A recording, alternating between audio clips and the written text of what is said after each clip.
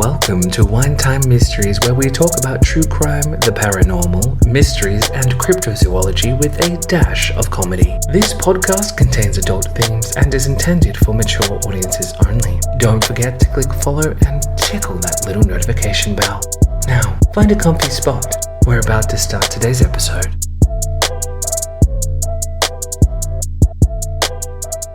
Today's case is Charles Schmid, aka Schmidty, aka the Pied Piper of Tucson. Charles Howard Schmid was born on the 8th of July 1942, making him a Cancer, in Tucson, Arizona. He was, in fact, born to an unwed mother.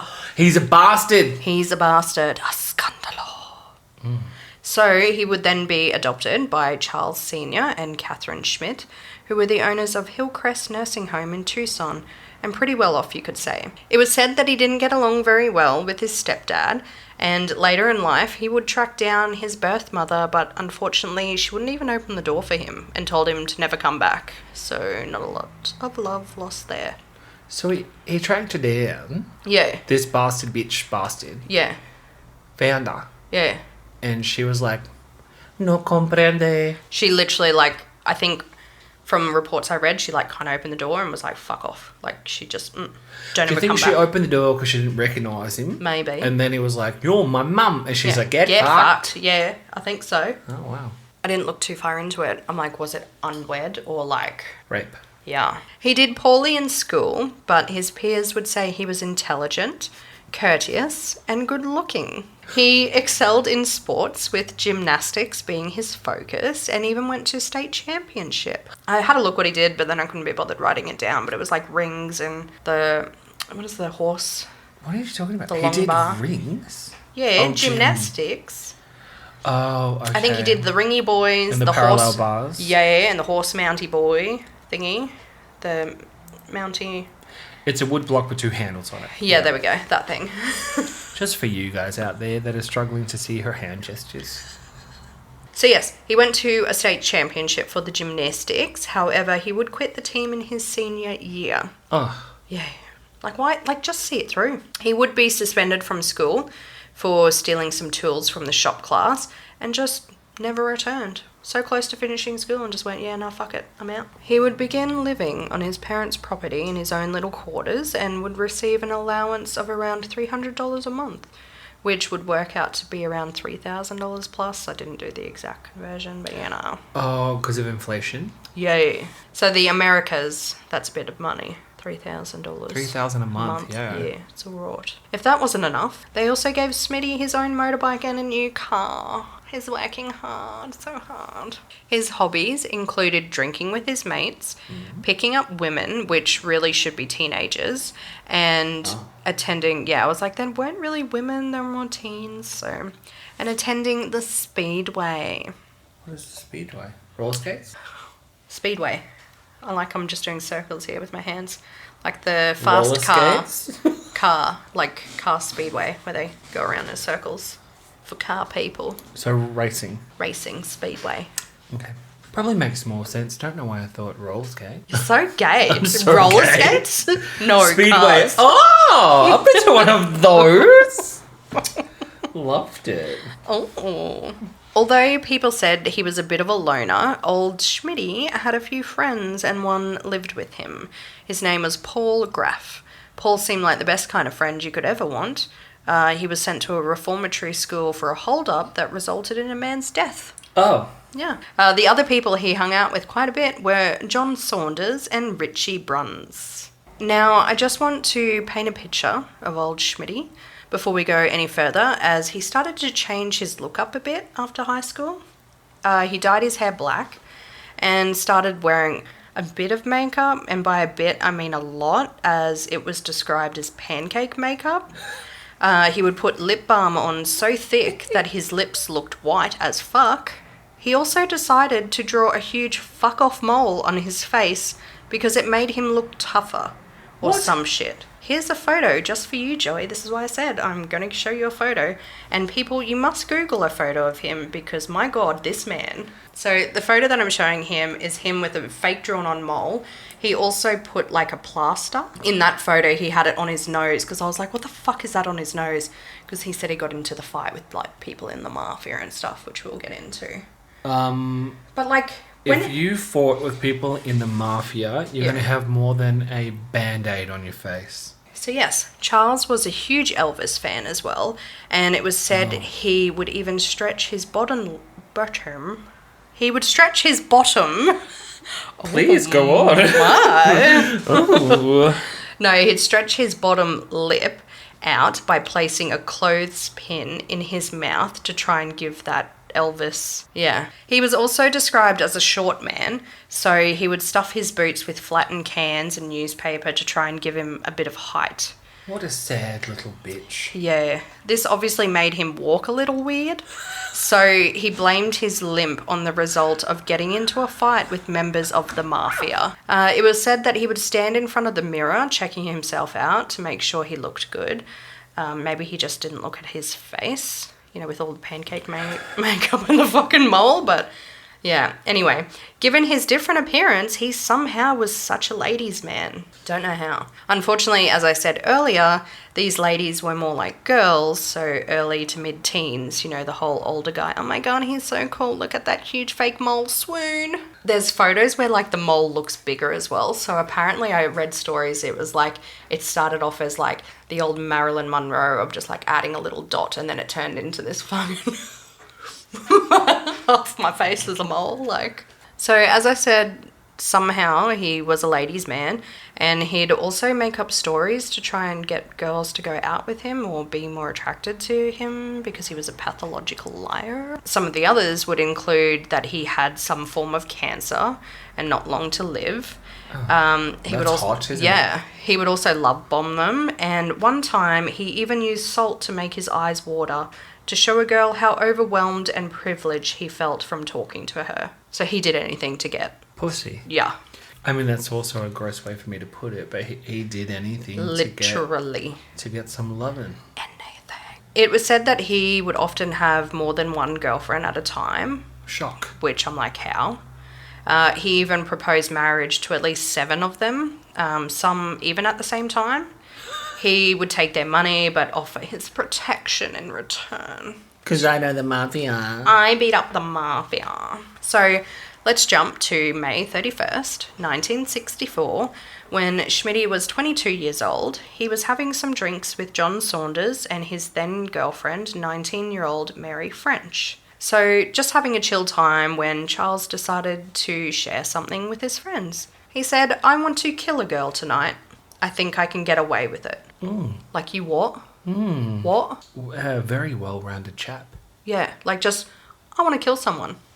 What? He already had someone in mind as well. So the person he had in mind was Aline Rowe. She was a 15-year-old high school student who lived with her mother. Why? Yeah, she loved to go on walks in the desert and gather unusual stones, loved the sun, and hoped to one day become an oceanographer. Unfortunately, she caught the attention of Charles. This is Chills. This is Chills. Welcome back to my channel. Make sure to like and subscribe. And don't miss my rap song where I rap words to music. I've never heard something that I just wanted to like. I honestly actually think that in that moment, Yeah. I would have been happy with someone bursting my eardrums. Yeah. I would have been okay with it. Yeah. Yeah. That's totally fair. You see, Aline was friends with Mary. And as I said before, we don't like Mary. We don't. Mary is a see you next Tuesday. Or People? a cunt. Yeah. For those who can't spell. Yeah. You know what's funny? I was like, I'm going to write down see you next Tuesday, and Joey's going to go cunt. Yeah. I lined that up Can I also get a spell check on her name? Aline? Yeah. Because I don't understand it. I don't... Alleen. Like Ellen, but Aline. Yeah. Aline. All in. Alleen. Alleen. I was like, fucking bitch, if you correct me, and I've been saying it wrong this whole time. No, I think that's it. I've just never heard the name before. So Yeah. I was like, is she trying to say Arlene? Yeah.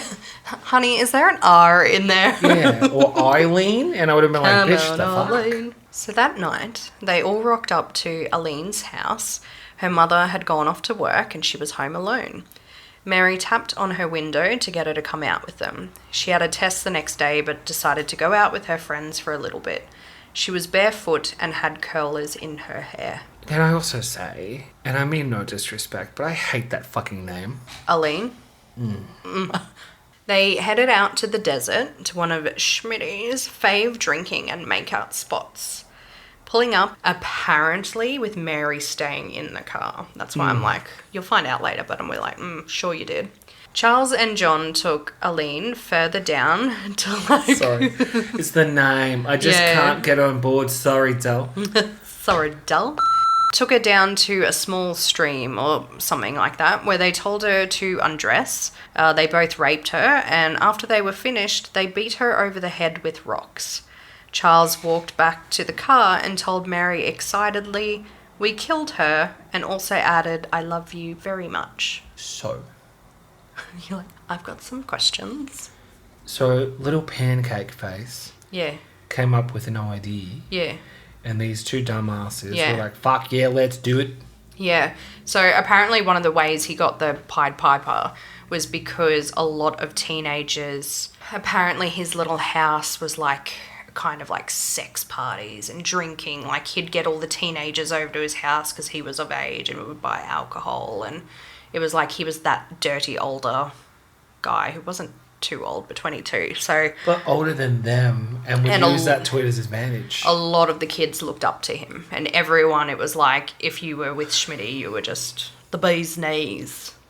Yeah, very sad. Grabbing some shovels out of the boot, because, you know, it was premeditated, they all took turns digging her grave. They created alibis and cleaned up their car and left. The following day, Aline's mother was alerted that her daughter was missing due to her being gone, but all her belongings were still at home, like her purse and stuff, because her mum was like night shift worker. She went to the police, and about a week later, her ex-husband called Norma, which is Aline's mother, up to say that he had a dream that their daughter was murdered and left in the frickin' desert. Like he literally dreamt that she was dead and buried in the desert somewhere. All right. Police kind of assumed that she was just a runaway, and unfortunately it would take a little while before her body was found. I just want to add that it actually kind of got out that Schmitty had killed her, because, you know, he kind of boasted about it and no one would go to the police, and I quote, "I wouldn't want to be a fink," telling the police. I looked up what a fink is, just in case you're like me and didn't know, and it's just another name for a snitch.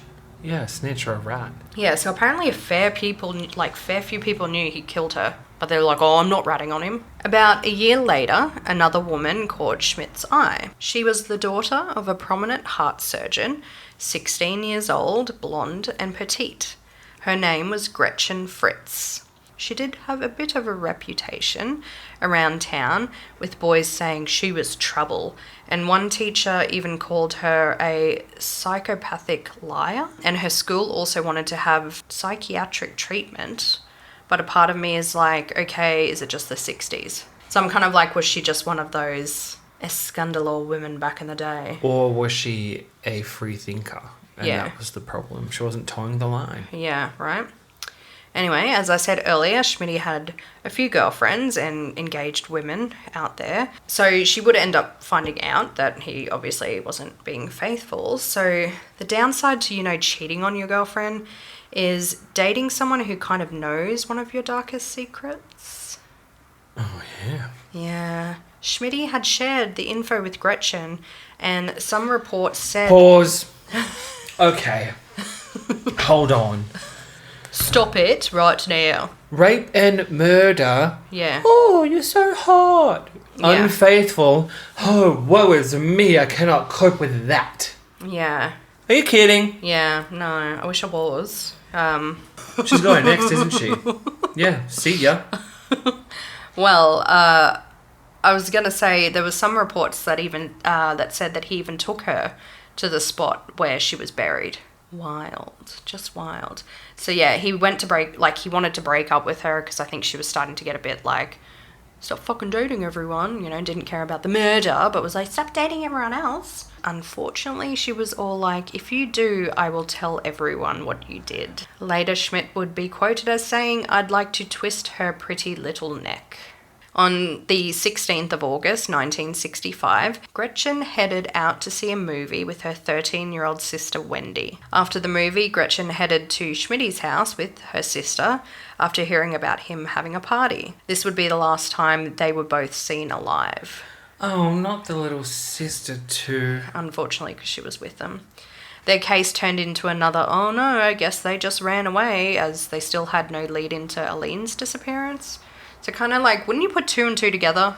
Like 3 girls around the same age, in the same area, have gone missing. But, they just ran away. Lazy police work. However, Schmid's friend, old mate Richie Bruns, happened to see a car fitting their description pass him around midnight on the night they disappeared. Thinking nothing of it, of course, until one day he went to see Schmid and he boasted about killing the girls to Richie, as he did. Richie also wrote a book about it. Again, I didn't read it, but it's called I, a Squealer. It is literally the title of the book, because he snitched on his friend. It came out in 2018 after his children told him to publish a manuscript he had from 1966. Like, it must have been his confession and everything in there as well. But yes, he confessed that he killed them both in the living room by strangling them and went into full detail of how he disposed of their bodies. He just dumped them on the side of a hill because, and I quote, just didn't care if they were found or not. That's fucked up. Now, there is a bit of a twist in this case that you don't really see coming / would expect at all. One night, Schmid and Richie were out at a party when they were approached by 2 men and taken to another location.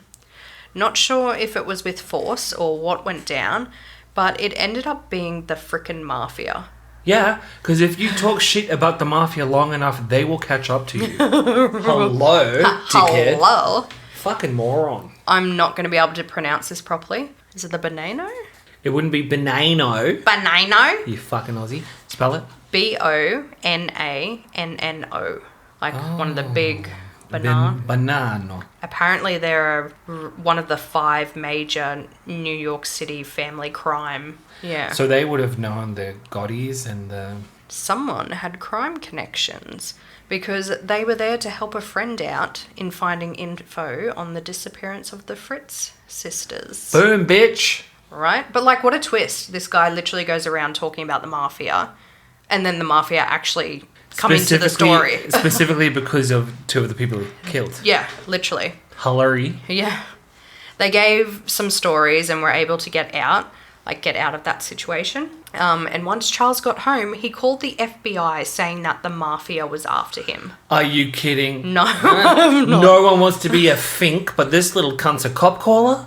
Yeah. But you murdered 3 women and you're calling the FBI? Yeah, he's not very smart, is he? He is not very smart. By September, so I think things started, it said he started to get a bit erratic. I think the mafia kind of shook him up a little bit. By September, Charles married a 15-year-old whom he had met on a blind date and proposed to her that day. True love, right? Now, around this time, Richie moved to Ohio to live with his grandmother, as he was accused of stalking his girlfriend at the time. And he kind of was, because he was afraid that she would be Charles's next victim. So instead of going to the police, he just looked like a stalker of his girlfriend because he wanted to protect her from Charles. Anyway, while in Ohio, Richie got drunk and told his poor grandmother everything, and would even call up Tucson police and tell them about the murders. So this was on November 8th, 1965. So yeah, on the 9th, Richie did a full confession and said he would take them to the bodies. He did also mention that there may be a 4th victim as well, as everyone was talking about it. But no one's talking to the police.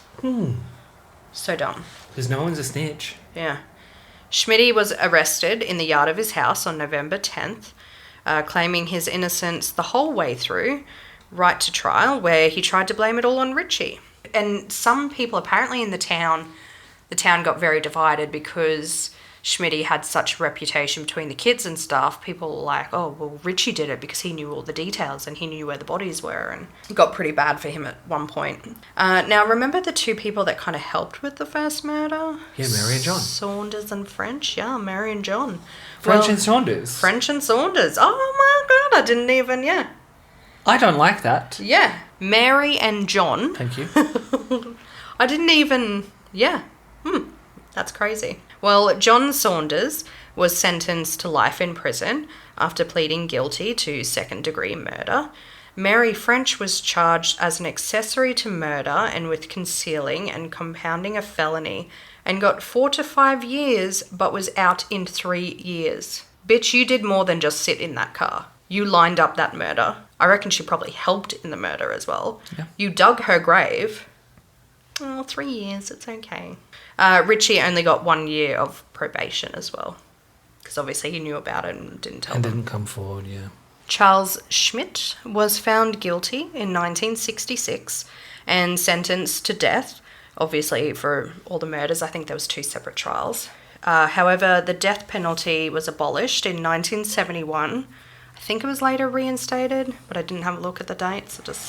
So it turned into just a life in prison sentence. While in prison, Schmid tried to escape multiple times, and on the 11th of November, 1972, he succeeded in escaping with a new buddy of his that was doing time for murdering 3 people. It was just great, and just hanging out with a friend. They held 4 people hostage in a ranch, and Charles would be apprehended wearing a not-so-subtle wig. Here's a pic of that as well. Fuck off. I can't... Oh. Oh? Who's he trying to... How's... I don't know. Apparently, while he was out as well, he started combing the beach pretending to be an FBI agent as well. Like, I heard reports of that. So yeah, Google that one as well, because that's just a wild ride. He's got nothing. What are you trying to achieve? Yeah, I don't know. After being taken back to prison, he decided he would change his name to Paul David Ashley. He started writing music and essays. Now, before we finish up today, I would like to end on a high note that on March 20th, 1975, Schmid was stabbed numerous times, losing an eye and receiving multiple threatening wounds to which he would die 10 days later. He was buried in the prison cemetery. His mother was a bit too worried that people would defile his grave, and He deserves it. yeah, good riddance. But yeah, on the side of his mother, a little sad mention was that she was actually left with all his legal fees and debts. And so she kind of went into debt as well. But yeah, I know I didn't for this one really go into the detail of the murders because I found it like, it was very sad. To, but it was still a very interesting story without that. It was fucking wild. Like, that's why I wanted to do it. I was like, is this guy for real? Like, there was one nickname he had. I'm not going to get it correctly, but it's something like the Casanova of something, or the romantic. And I was like, fuck off, no. Casanova. Yeah. But, like, in that court photo, he kind of looked... With his hair up. Yeah, he kind of looked okay, but, like... kind of cute. Look, it would have been interesting to hear his explanation for why. Yeah. Because it doesn't make sense. Yeah, apparently he got very upset as well when he went to jail and had to take his cowboy stuffed boots off. And people saw how short he really was. Listen, how much height are you actually going to get from stuff in a shoe? Yeah, I don't know. Not much. I do know that they have those wedges that they make now that fit in your shoe to give you height. But yeah, that was my case today, dear mung beans, on Charles Schmid. Bye. Bye. Like and subscribe. What the fuck are you doing? Like and describe. Thank you. Thank you. Just fucking end on that. Like, I don't even...